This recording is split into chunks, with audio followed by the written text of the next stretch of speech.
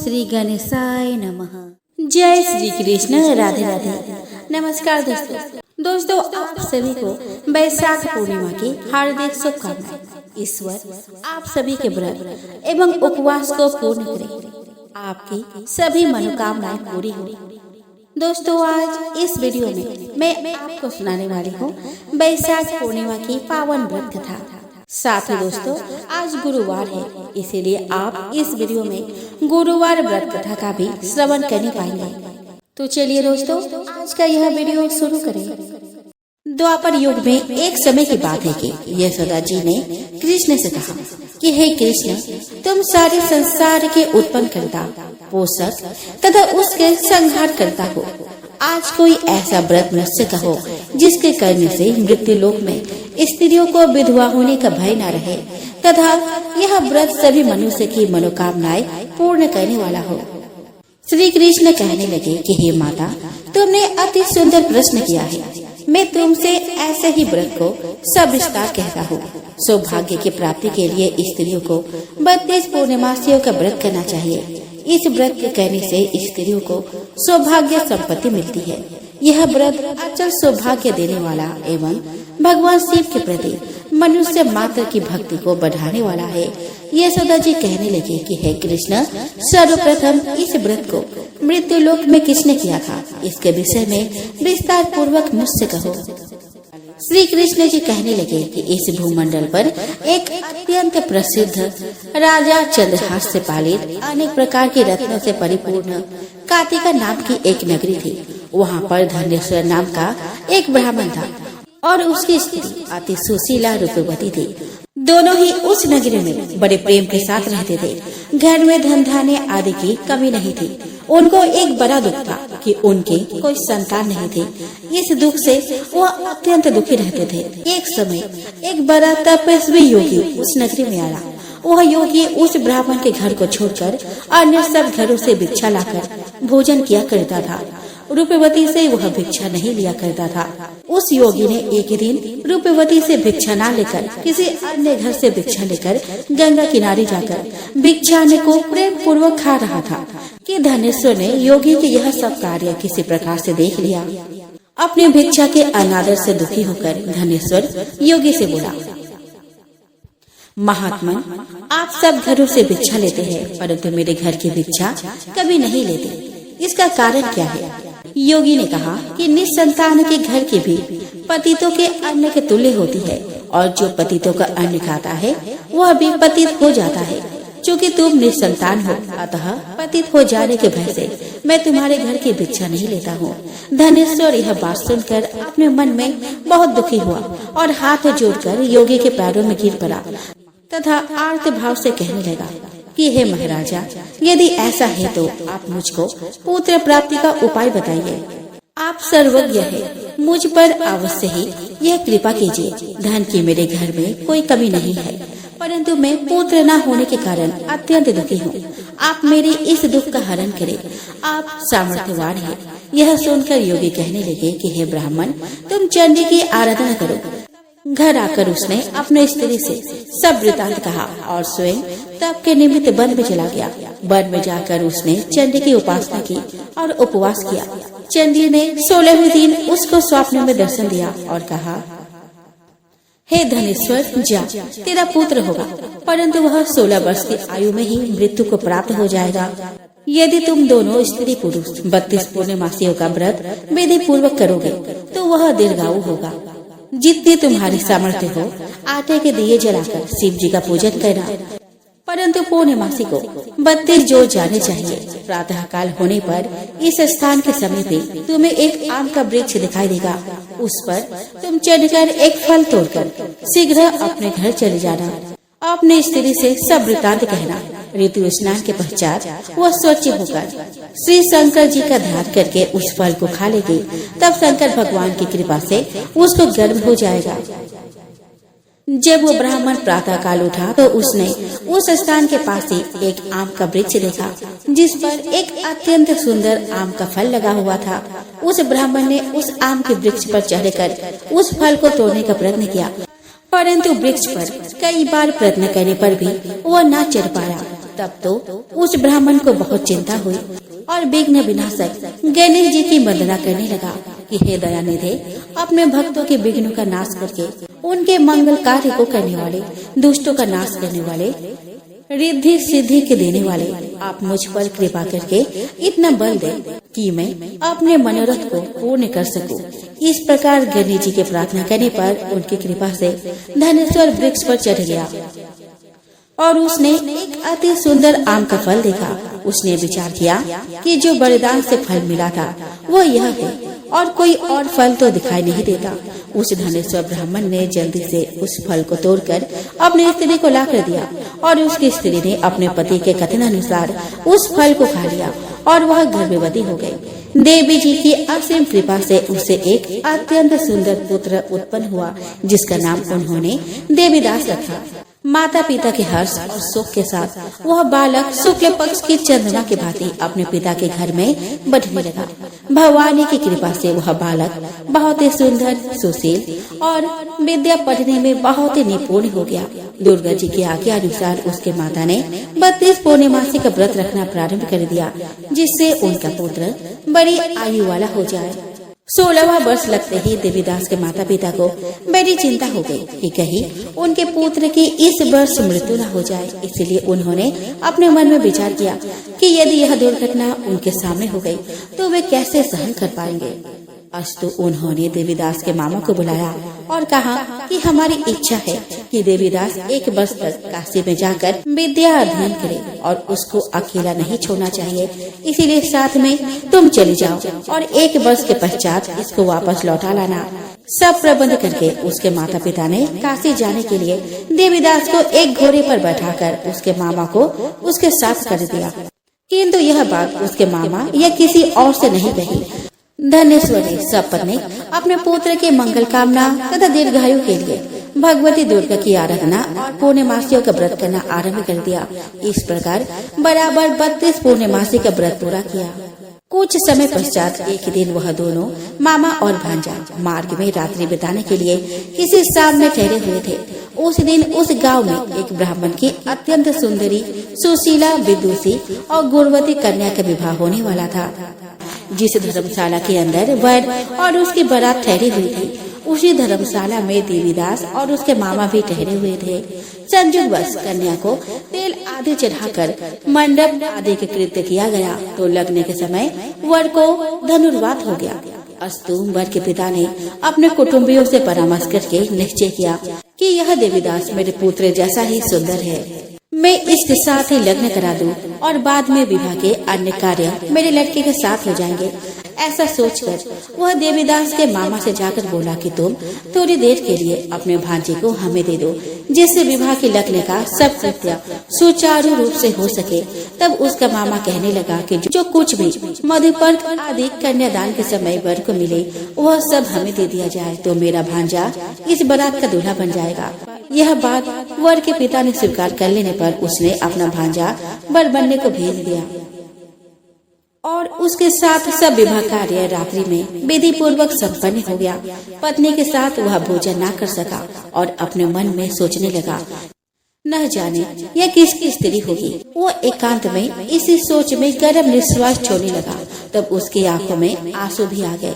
तब वधू ने पूछा कि क्या बात है, आप इतने उदासीन व दुखी क्यों हो रहे हो। तब उसने सब बातें जो वर के पिता व उसके मामा में हुई थी उसको बतला दी। तब कन्या कहने लगी कि यह ब्रह्म विवाह के विपरीत कैसे हो सकता है। देव, ब्राह्मण और अग्नि के सामने मैंने आपको ही अपना पति बनाया है, इसीलिए आप ही मेरे पति है। मैं आपकी ही पत्नी रहूंगी, किसी अन्य की कदापि नहीं रहूंगी। तब देवीदास ने कहा कि ऐसा मत करिए, क्योंकि मेरी आयु बहुत थोड़ी है। मेरे पश्चात आपका क्या गति होगी, इन बातों को अच्छी तरह विचार कर लो। परंतु वह दृढ़ विचार वाली थी। बोली कि जो आपकी गति होगी वही मेरी गति होगी। हे स्वामी, आप उठिए और भोजन करिए। आप निश्चय ही भूखे होंगे। इसके बाद देवीदास और उसकी पत्नी दोनों ने भोजन किया तथा शेष रात्रि वे सोते रहे। प्रातः काल देवीदास ने अपनी पत्नी को 3 नगों से जड़ी हुई एक अंगूठी दी, एक रुमाल दिया और बोला कि हे प्रिय, इसे लो और संकेत समझकर स्थिर चित हो जाओ। मेरा मरण और जीवन जानने के लिए एक पुष्प वाटिका बना लो, उसमें सुगंधी वाली एक नव मल्लिका लगा लो, उसको प्रतिदिन जल से सींचा करो और आनंद के साथ खेलो कूदो तथा उत्सव मनाओ। जिस समय और जिस दिन मेरा प्राणांत होगा ये फूल सूख जाएंगे और जब ये फिर से हरी हो जाए तो आप जान लेना कि मैं जीवित हूँ। यह बात निश्चय करके समझ लेना, इसमें कोई संशय नहीं है। यह समझाकर वह चला गया। प्रातः काल होते ही वहाँ पर गाजे बाजे बजने लगे और जिस समय विवाह का कार्य समाप्त करने के लिए वर तथा सब बाराती मंडप में आए तो कन्या ने वर को भली प्रकार से देखकर अपने पिता से कहा कि यह मेरा पति नहीं है, मेरा पति वही है जिसके साथ रात्रि में मेरा पानी ग्रहण हुआ था। इसके साथ मेरा विवाह नहीं हुआ है। यदि यह वही है तो बताए कि मैंने इसको क्या दिया। मधुपर्क और कन्यादान के समय जो मैंने भूषण आदि दिए थे उन्हें दिखाए तथा रात में मैंने क्या गुप्त बातें कही थी वह सब सुना। पिता ने उसके कथन अनुसार वर को बुलाया। कन्या की यह सब बातें सुनकर वह कहने लगा कि मैं कुछ नहीं जानता। इसके पश्चात वह लज्जित होकर वह अपना सा मुंह लेकर चला गया और सारी बारात भी अपमानित होकर वहाँ से लौट गई। भगवान श्री कृष्ण बोले कि हे माता, इस प्रकार देवीदास काशी विद्या अध्ययन के लिए चला गया। जब कुछ समय बीत गया तो काल से प्रेरित होकर एक सर्प रात्रि के समय उसको डसने के लिए वहाँ पर आया। उस विषधर के प्रभाव से उसके शयन का स्थान चारों ओर से बीज के ज्वाला से विषैला हो गया, परंतु व्रतराज के प्रभाव से उसको काटने न पाया, क्योंकि पहले ही उसके माता ने 32 पूर्णिमा का व्रत कर रखा था। इसके बाद मध्याह्न के समय स्वयं काल वहाँ पर आया और उसके शरीर से उसके प्राणों को निकालने का प्रयत्न करने लगा, जिससे वह मूर्छित होकर पृथ्वी पर गिर पड़ा। भगवान की कृपा से उस समय पार्वती जी के साथ श्री शंकर जी वहाँ पर आ गए। उसको मूर्छित दशा में देखकर पार्वती जी ने भगवान शंकर से प्रार्थना की, हे महाराज, इस बालक के माता ने पहले 32 पूर्णिमा का व्रत किया था, जिसके प्रभाव से हे भगवान आप इसको प्राण दान दे। भवानी के कहने पर भक्त वत्सल भगवान शिव जी ने उसको प्राण दान दिए। इस व्रत के प्रभाव से काल को भी पीछे हटना पड़ा और देवीदास स्वस्थ होकर बैठ गया। उधर उसकी स्त्री उसके काल की प्रतीक्षा किया करती थी। जब उसने देखा कि उस पुष्प वाटिका में पत्र पुष्प कुछ भी नहीं रहे तो उसको अत्यंत आश्चर्य हुआ और जब वह वैसे ही हरी भरी हो गई तो वह जान गई कि वह जीवित हो गए हैं। यह देखकर वह बहुत प्रसन्न मन से अपने पिता से कहने लगी कि पिताजी, मेरे पति जीवित है, आप उनको ढूंढिए। जब 16वां वर्ष व्यतीत हो गया तो देवीदास भी अपने मामा के साथ काशी से चल दिया।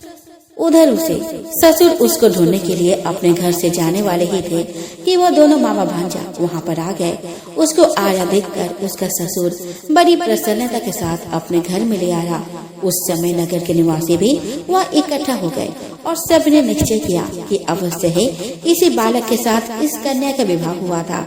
उस बालक को जब कन्या ने देखा तो पहचान लिया और कहा कि यह तो वही है जो संकेत करके गया था। तदुपरांत सभी कहने लगे कि भला हुआ जो यह आ गया और सब नगरवासियों ने आनंद मनाया। कुछ दिन बाद देवीदास अपने पत्नी और मामा के साथ अपने ससुर के घर से बहुत सा उपहार आदि लेकर अपने घर के लिए प्रस्थान किया। जब वह अपने गांव के निकट आया तो कई लोगों ने उसको देखकर उसके माता पिता को पहले ही जाकर खबर दे दी कि तुम्हारा पुत्र देवीदास अपनी पत्नी और मामा के सहित आ रहा है। ऐसा समाचार सुनकर पहले तो उन्हें विश्वास नहीं हुआ, किंतु जब और लोगों ने भी आकर उनकी बात का समर्थन किया तो उनको बड़ा आश्चर्य हुआ। लेकिन थोड़ी देर में देवीदास ने आकर अपने माता पिता के चरणों में अपना सिर रखकर प्रणाम किया और उसकी पत्नी ने अपने सास ससुर के चरणों का स्पर्श किया तो माता पिता ने अपने पुत्र और पुत्र वधू को अपने हृदय से लगा लिया और दोनों की आंखों से प्रेमाश्रु बह चले। अपने पुत्र और पुत्र वधू के आने की खुशी में धनेश्वर ने बड़ा भारी उत्सव किया और ब्राह्मणों को भी बहुत सी दान दक्षिणा देकर प्रसन्न किया। श्री कृष्ण जी कहने लगे कि इस प्रकार धनेश्वर 32 पूर्णिमाओं के व्रत के प्रभाव से पुत्रवान हो गया जो भी स्त्रियां इस व्रत को करती है वे जन्म जन्मांतर में बेदर्द का दुख नहीं भोगती और सदैव सौभाग्यवती रहती है। यह मेरा वचन है, इसमें कोई संदेह नहीं मानना। यह व्रत पुत्र पौत्रों को देने वाला तथा संपूर्ण मनोकामनाओं को पूर्ण करने वाला है।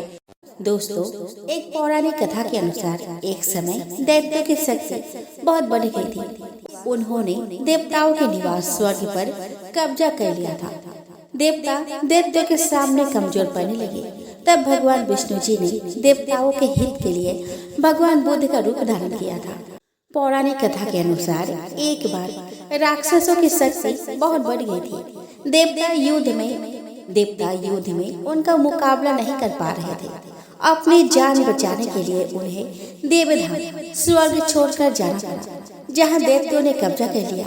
हालांकि दैत्यों को यह डर था कि कहीं दोबारा से देवता स्वर्ग पर कब्जा न कर ले। इसके लिए वे देवराज इंद्र के पास गए और उनसे अपना राज्य कायम रखने के लिए उपाय पूछा।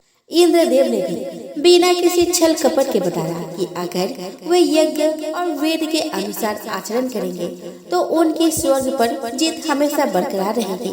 इंद्र की सलाह से दैत्यों ने महायज्ञ व वेद के अनुसार आचरण शुरू कर दिया, जिससे उनकी शक्ति और बढ़ने लगी और वे अपने स्वरूप के मुताबिक उपद्रव करने लगे।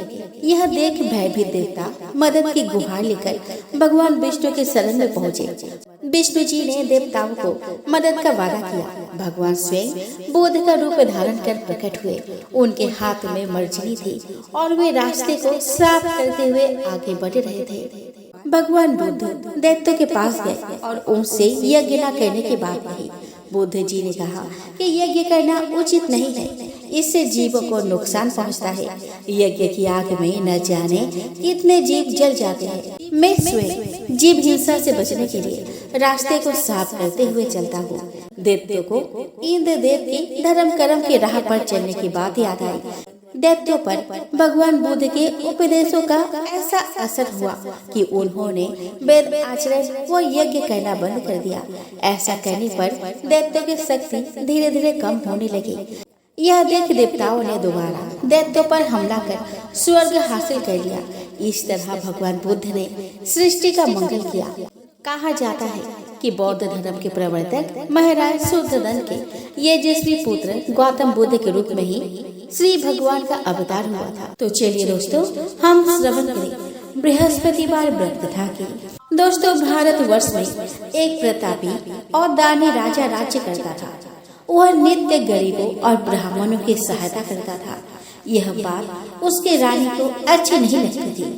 वह न ही गरीबों को दान देती और न ही भगवान का पूजन ही करती थी और राजा को भी दान देने से मना किया करती थी। एक दिन राजा शिकार खेलने वन को गए हुए थे तो रानी महल में अकेली थी। उसी समय बृहस्पति देव साधु वेश में राजा के महल में भिक्षा के लिए गए और भिक्षा मांगी। रानी ने भिक्षा देने से इनकार किया और कहा कि हे साधु महाराज, मैं तो दान पुण्य से तंग आ गई हूँ। मेरा पति सारा धन लुटाते रहते हैं। मेरी इच्छा है कि हमारा धन नष्ट हो जाए, फिर न रहेगी बाज और न बाजेगी बांसुरी। साधु ने कहा कि देवी, तुम तो बड़ी विचित्र हो। धन संतान तो सभी चाहते हैं, पुत्र और लक्ष्मी तो पापे के घर भी होने चाहिए। यदि तुम्हारे पास अधिक धन है तो भूखों को भोजन दो, प्यासों के लिए पियाऊ बनवाओ, मुसाफिरों के लिए धर्मशालाएं खुलवाओ। जो निर्धन अपने कुंवारी कन्याओं का विवाह नहीं कर सकते, उनका विवाह करा दो। ऐसे और कई काम हैं जिनके करने से तुम्हारा यश लोक परलोक में फैलेगा। परंतु रानी पर उपदेश का कोई असर न पड़ा। वह बोली कि महाराज, आप मुझे कुछ न समझाएं। मैं ऐसा धन नहीं चाहती जो हर जगह बांटती रहूं। साधु ने उत्तर दिया कि यदि तुम्हारी ऐसी ही इच्छा है तो तथास्तु। तुम ऐसा करना कि बृहस्पतिवार को घर लिपना, पीली मिट्टी से अपना सिर धोकर स्नान करना, कपड़े धोना। ऐसा करने से आपका सारा धन नष्ट हो जाएगा। इतना कहकर वह साधु महाराज वहाँ से आलोक हो गए। साधु के कहे अनुसार बातों को पूरा करते हुए रानी को केवल 3 बृहस्पतिवार ही बीते थे कि उसके समस्त धन संपत्ति नष्ट हो गई। भोजन के लिए राजा का परिवार तरसने लगा। तब एक दिन राजा ने रानी से बोला कि हे रानी, तुम यही रहो, मैं दूसरे देश को जाता हूँ, क्योंकि यहाँ पर सभी लोग मुझे जानते हैं, इसलिए मैं कोई छोटा कार्य नहीं कर सकता। ऐसा कहकर राजा परदेश चला गया। वहाँ वह जंगल से लकड़ी काट कर लाया और शहर में बेचता। इस तरह वह अपना जीवन व्यतीत करने लगा। इधर राजा के परदेश जाते ही रानी और दासी दुखी रहने लगे। एक बार जब रानी और दासी को 7 दिन तक बिना भोजन के रहना पड़ा, तो रानी ने कहा कि हे दासी, पास ही के नगर में मेरी बहन रहती है, वह बड़ी धनवान है, तो उसके पास जा ताकि थोड़ी बहुत गुजर बसर हो जाए। दासी रानी के बहन के पास गई। उस दिन गुरुवार था और रानी की बहन उस समय बृहस्पतिवार व्रत की कथा सुन रही थी। दासी ने रानी की बहन को अपने रानी के संदेश दिया, लेकिन उन्होंने कोई उत्तर नहीं दिया। जब दासी को रानी की बहन से कोई उत्तर नहीं मिला, तो वह बहुत दुखी हुई और उसे क्रोध भी आया। दासी ने वापस आकर रानी को सारी बात बताई। यह सुनकर रानी ने अपने भाग्य को कोसा। उधर रानी की बहन ने सोचा कि मेरी बहन की दासी आई थी, परंतु मैं उससे नहीं बोली, इससे वह बहुत दुखी हुई होगी। कथा सुनकर और पूजा समाप्त कर वह अपने बहन के घर आई और कहने लगे कि हे बहन, मैं बृहस्पतिवार का व्रत कर रही थी, तुम्हारी दासी मेरे घर आई थी, परंतु जब तक कथा होती है तब तक न उठते हैं और न ही बोलते हैं, इसीलिए मैं नहीं बोली। कहो दासी क्यों आई थी? इस पर रानी बोली कि बहन, तुमसे क्या छिपाऊं, हमारे घर में खाने तक को अनाज नहीं था। ऐसा कहते कहते रानी की आंखें भर आई।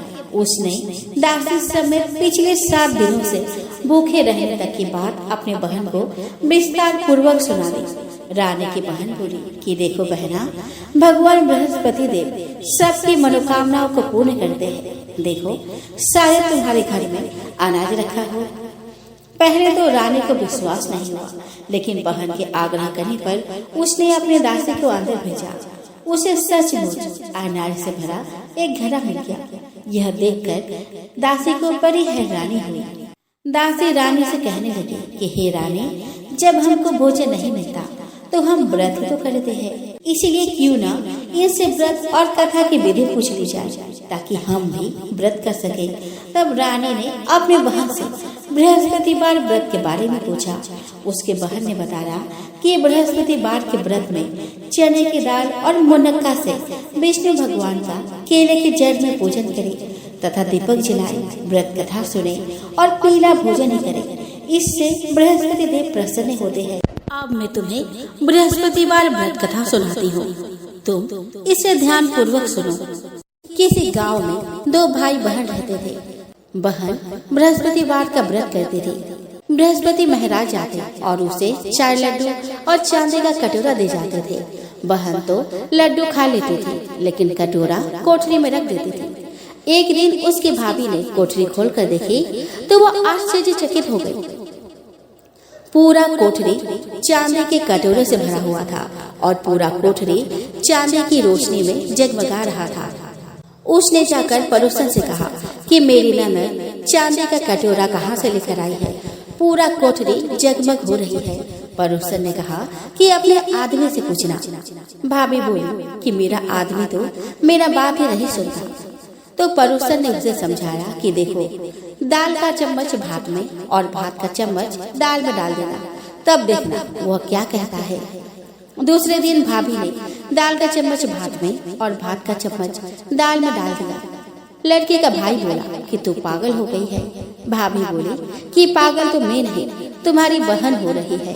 पता नहीं कहां से चांदी का कटोरा लाकर कोठरी में भर रखी है। पूरी कोठरी चांदी की रोशनी से जगमगा रही है, इसे घर से निकाल दो। भाई जाकर अपने बहन से बोला कि जीजी चलो तुम्हें मामा के घर रखाता हूँ। बहन जानती थी कि भाई उसे घर से निकालना चाहता है, तो बहन बोले कि भाई जहाँ केले का पेड़ हो और पास में मंदिर हो वही मुझे उतार देना। भाई ने भी हाँ कर दी आगे जंगल में एक मंदिर और केले का पेड़ के पास उसे उतार दिया। उस दिन बृहस्पतिवार का व्रत था। लड़की ने केले के पेड़ की पूजा की और बृहस्पति देव की कहानी कही। बृहस्पति महाराज आए और चांदी के कटोरे में 4 लड्डू देकर जाने लगे। भाई छिपकर यह सब देख रहा था। उसने दौड़कर बृहस्पति देव के पैर पकड़ लिए। बृहस्पति देव बोले कि छोड़ पापी, मेरा यह पैर छोड़, यह तो सच के व्रत करती है। चांदी का कटोरा मैं देकर जाता हूँ, तू इसे कलंक लगा रहा है। भाई ने बृहस्पति देव से माफी मांगी और भाई अपने बहन को लेकर वापस घर आ गया। भाभी दरवाजे पर ही खड़ी होकर देख रही थी। बोली कि इसको फिर लेकर आ गया। भाई बोला कि इसे कुछ मत कहना, यह बृहस्पतिवार की व्रत करती है। बृहस्पति देव भी इसे चांदी का कटोरा देकर जाते हैं। भाभी ने सोचा कि मैं भी देखूं ये कैसे बृहस्पतिवार का व्रत करती है, और वे इसे चांदी का कटोरा देकर जाते हैं। वो जाकर सारी पड़ोस में सबको बोल आई कि सब अपने अपने बच्चे को लेकर मेरे घर आना, क्योंकि मेरी ननद बृहस्पतिवार का व्रत करती है। सबको 4-4 लड्डू और चांदी का कटोरा मिलेगा। बहन ने यह सब बात सुनी तो वो एक टांग पर खड़ी होकर बोली कि हे बृहस्पति देव महाराज, आज मेरी लाज रखना। बहन ने 3 बार ऐसा कहा। तब बृहस्पति देव महाराज वहाँ प्रकट हुए और सबको 4-4 लड्डू और चांदी का कटोरा देकर चले गए। व्रत कथा और पूजन विधि बताकर रानी की बहन अपने घर को लौट गई। 7 दिन बाद जब गुरुवार आया तो रानी और दासी ने व्रत रखा। घुड़साल में जाकर चना और गुड़ लेकर आई। फिर उससे केले की जड़ तथा विष्णु भगवान का पूजन किया। आप पीला भोजन कहाँ से आए, इस बात को लेकर दोनों बहुत दुखी थे। चूँकि उन्होंने व्रत रखा था, इसीलिए बृहस्पति देव उनसे प्रसन्न थे। इसीलिए वे एक साधारण व्यक्ति का रूप धारण कर 2 थालों में सुंदर पीला भोजन दासी को दे गए। भोजन पाकर दासी बहुत प्रसन्न हुई और फिर रानी के साथ मिलकर भोजन ग्रहण किया। उसके बाद वे सभी गुरुवार को व्रत और पूजन करने लगे।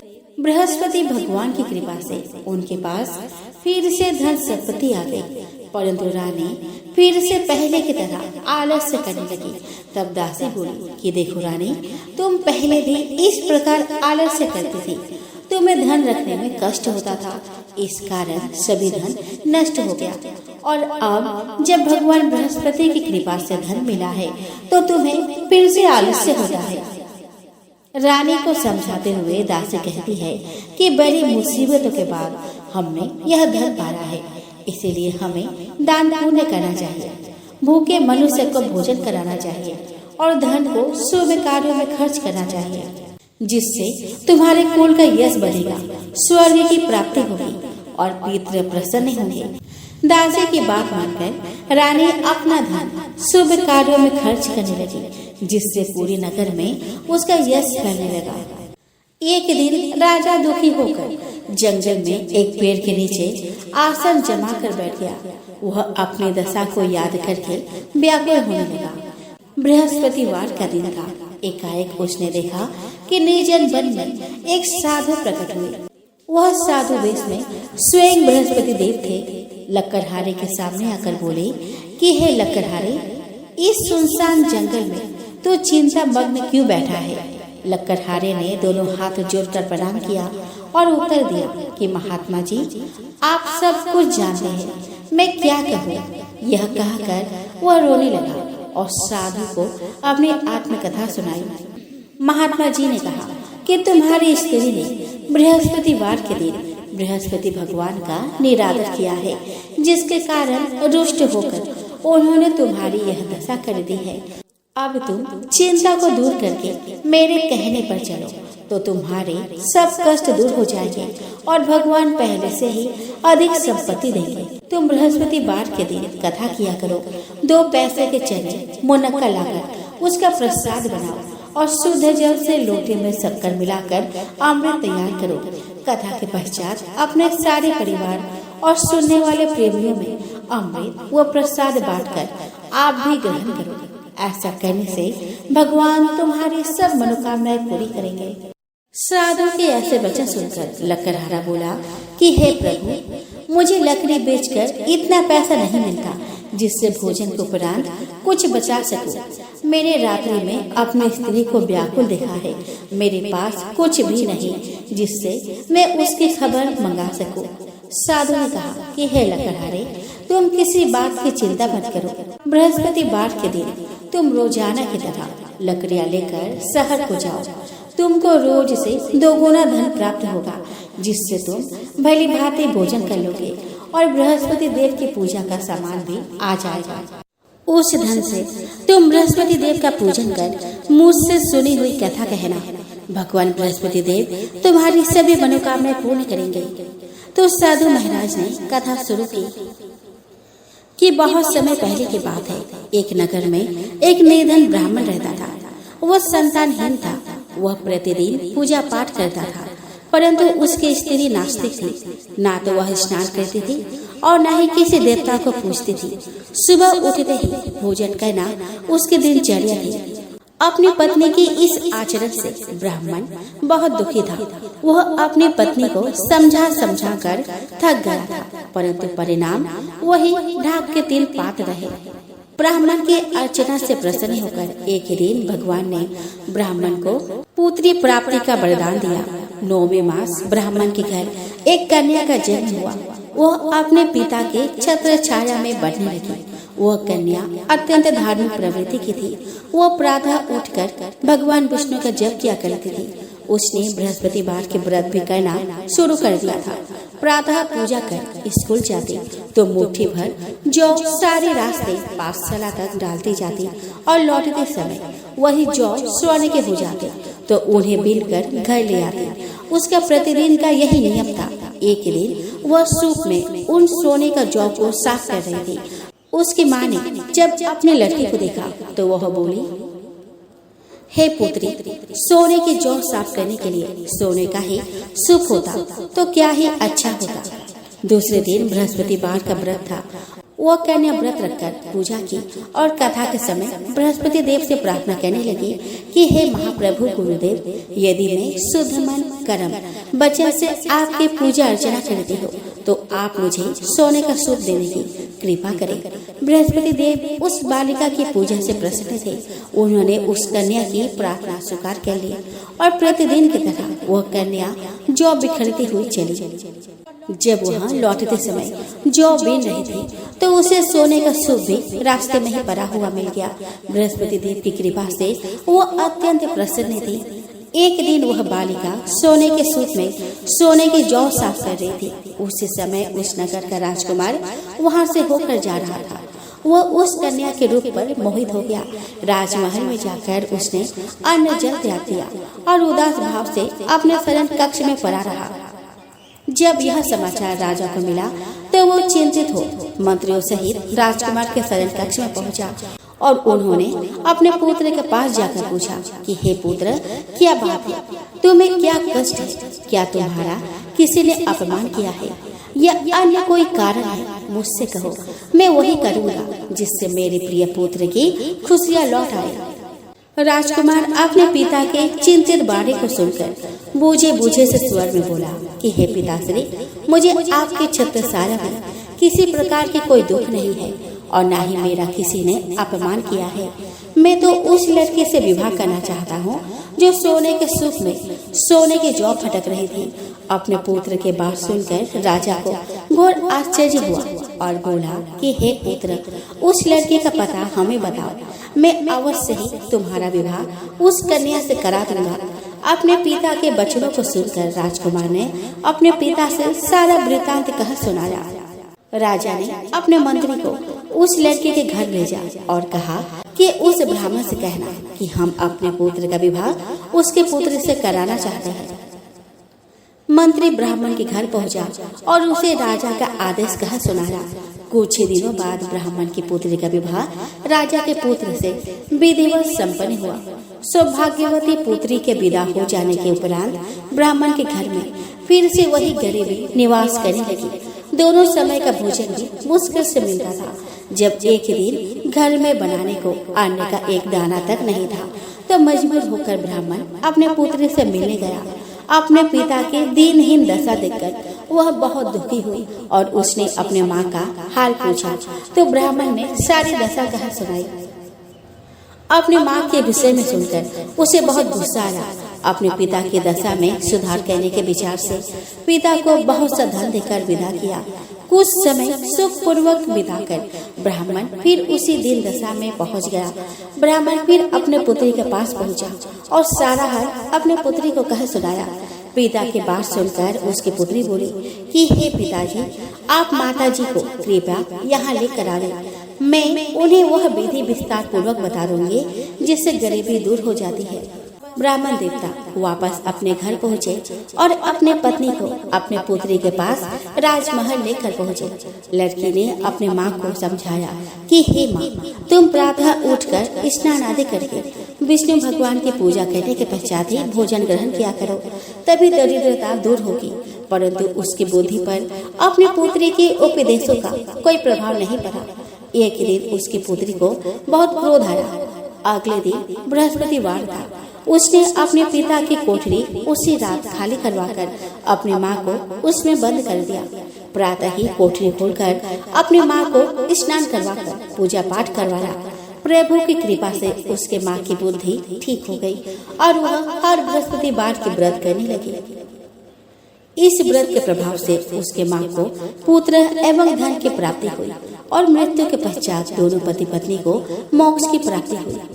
राजा को बृहस्पति देव की कथा सुनाकर साधु बाबा अंतर्ध्यान हो गए। धीरे धीरे समय व्यतीत होने पर फिर वही बृहस्पतिवार का दिन आया। लकड़हारा जंगल से लकड़ी काटकर किसी शहर में बेचने गया। उसे उस दिन और दिन से अधिक पैसा मिला। राजा ने चना गुड़ आदि लाकर गुरुवार का व्रत किया। उस दिन से उसके सभी क्लेश दूर हुए। परंतु जब दोबारा गुरुवार का दिन आया तो बृहस्पतिवार का व्रत करना भूल गया। इस कारण बृहस्पति भगवान नाराज हो गए। उस दिन उस नगर के राजा ने विशाल यज्ञ का आयोजन किया था तथा शहर में यह घोषणा करा दी कि कोई भी मनुष्य अपने घर में भोजन न बनावे, न आग जलावे। समस्त जनता मेरे यहाँ भोजन करने आवे। इस आज्ञा को जो न मानेगा उसे फांसी की सजा दी जाएगी।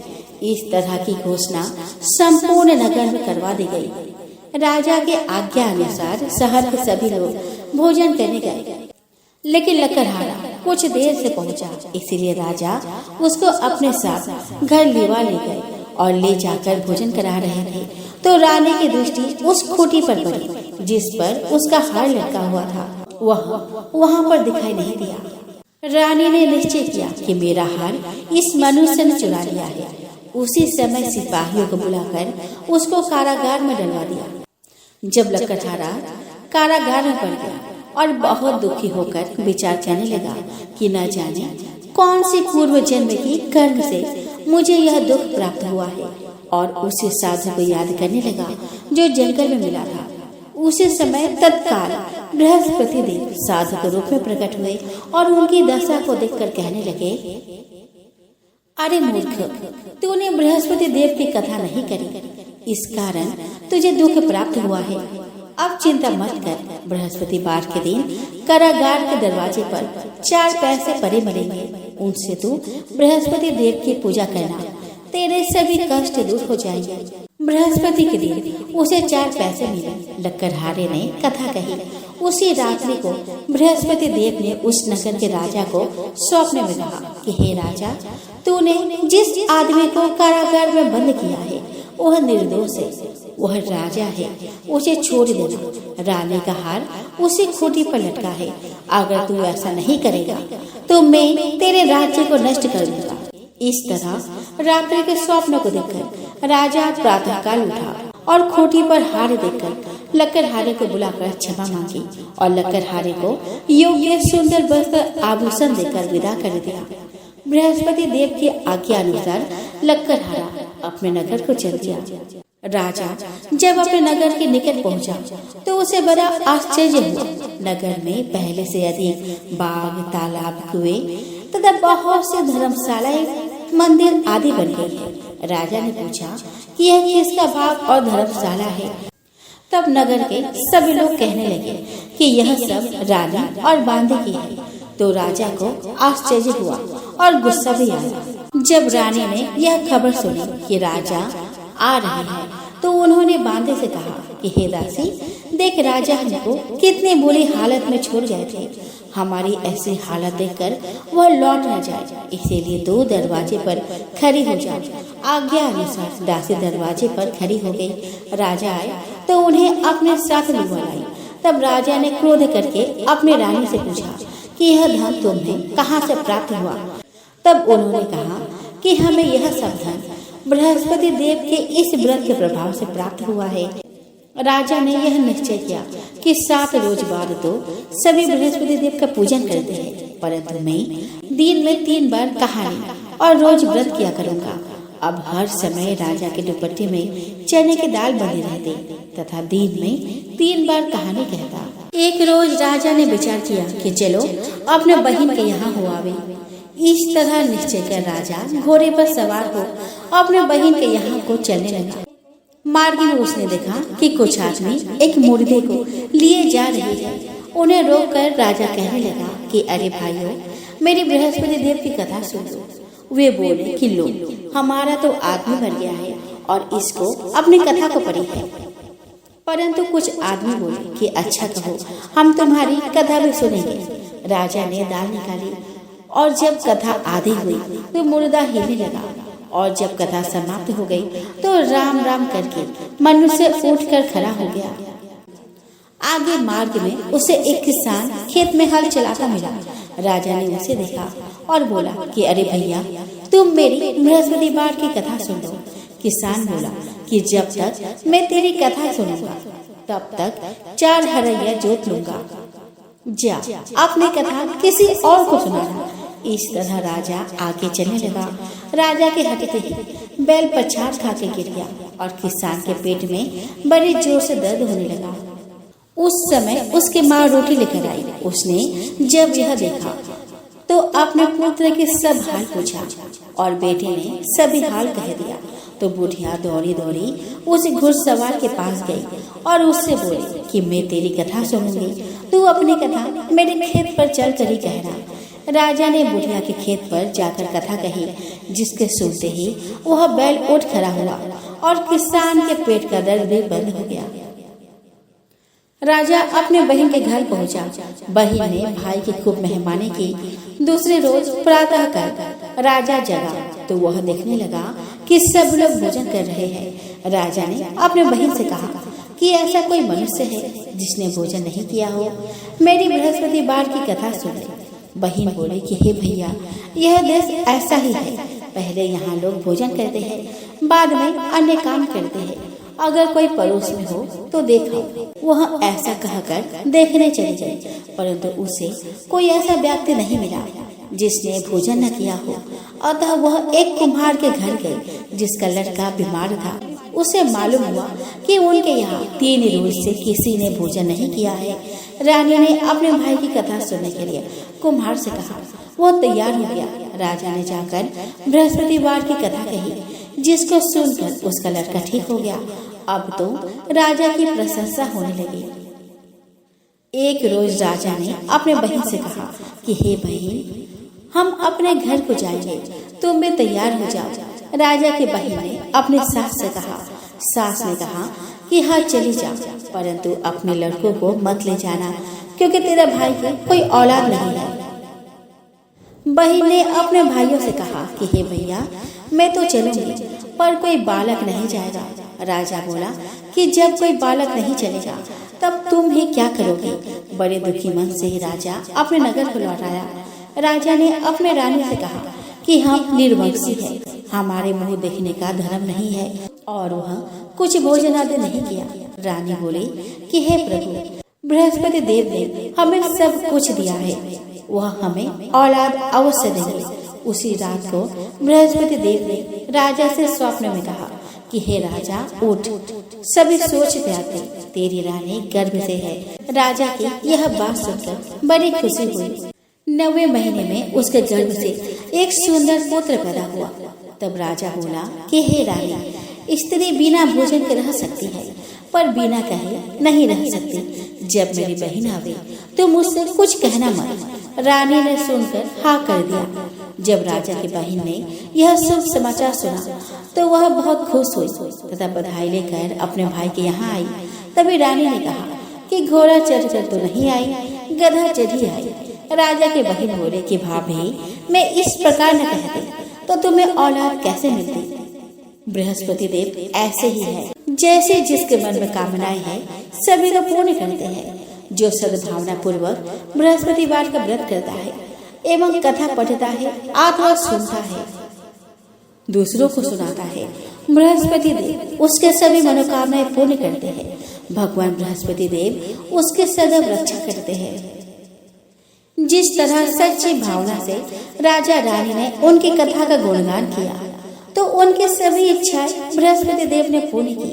इसी तरह संसार में जो मनुष्य सद्भावना से भगवान का पूजन व व्रत सच्चे हृदय से करते हैं उनकी सभी मनोकामनाएं पूर्ण करते हैं। कथा सुनने के बाद प्रसाद लेकर जरूर जाना चाहिए। साथ ही बृहस्पति देव के हृदय से मनन करते हुए जयकारा बोलना चाहिए। तो बोलो, बृहस्पति देव की जय हो, भगवान विष्णु की जय हो।